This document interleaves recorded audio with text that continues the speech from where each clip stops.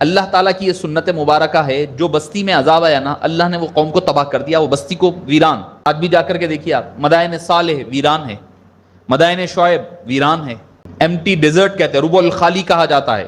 آج بھی عرب کا پاؤ حصہ ایک ڈیزرٹ ہے، ریگستان ہے، جس کے اندر آپ جا نہیں سکتے، رہ نہیں سکتے۔ وہاں پر قوم ہود رہا کرتی تھی، اللہ نے تباہ کیا، بستیوں کے بستیاں تباہ۔ مگر اللہ تعالیٰ کی جو محبوب بندے رہنے کے مقامات تھے، اللہ نے وہ بستیوں کو تباہ نہیں کیا۔ یعنی محبوب بھی محبوب، محبوب کی بستی بھی محبوب۔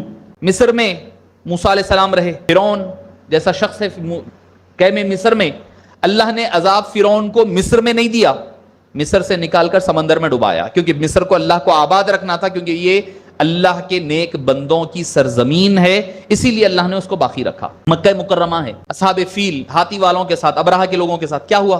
اللہ تعالیٰ نے ان کو نکالا، لا کر کے وادی محصر میں ان کو ختم کیا، مکے میں نہیں، کیونکہ مکہ بنایا ہوا آدم علیہ السلام کا بنایا ہوا، بسایا ہوا ابراہیم علیہ السلام کا، میرے حبیب کی ولادت ہونا ہے، یہ شہر کو محفوظ رکھنا ہے۔ کیا کرو؟ یہاں کے لوگوں کو باہر نکالو، جا کر کے وہاں جو بھی جنگ ہوگی، معاملہ ہوگے، وہ مکے کے باہر ہوں گے، باہر نکال دیا گیا۔ لہٰذا جو اللہ والے ہوتے ہیں، جو مقدس مقامات ہوتے ہیں نا، اس کا ادب اور احترام بھی کرنا اور اس میں رہنے کی کوشش بھی کرنا۔ حضرت یعقوب علیہ السلام کنعان چھوڑ کر واپس آئے تھے مصر کو، آخر وقت آیا تو کیا بولے معلوم؟ حضرت یعقوب علیہ السلام، میں یہاں نہیں رہتا۔ یوسف علیہ السلام بولے، اتنا چاہنے والے بیٹے کو اتنا چاہے، روتے روتے ان کی آنکھ کی بینائی چلے گئی، انتقال کا وقت آیا تو کیا بولے؟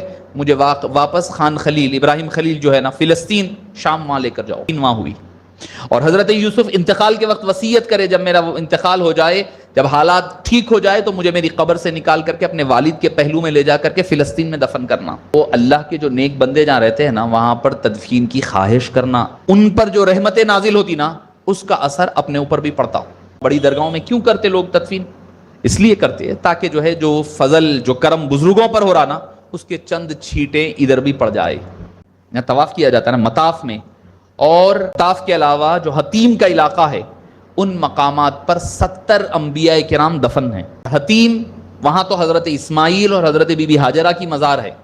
آپ بولیں گے بے ادبی، نہیں، وہ بے ادبی نہیں ہے، وہ آپ آگے کا سوچئے کیا کہ وہ لوگ کیوں دفن ہوئے وہاں پر؟ ان کو جب پتا چلا کہ محمد مصطفیٰ صلی اللہ علیہ وسلم یہاں تولد ہوں گے، تو انہوں نے چاہا کہ بھائی یہاں دفن ہوں گے تو کم سے کم چلتے پھرتے ہی صحیح حضور پاک کے قدم ہمارے قبروں کو لگ جائیں گے، یہ فیض مل جائے گا۔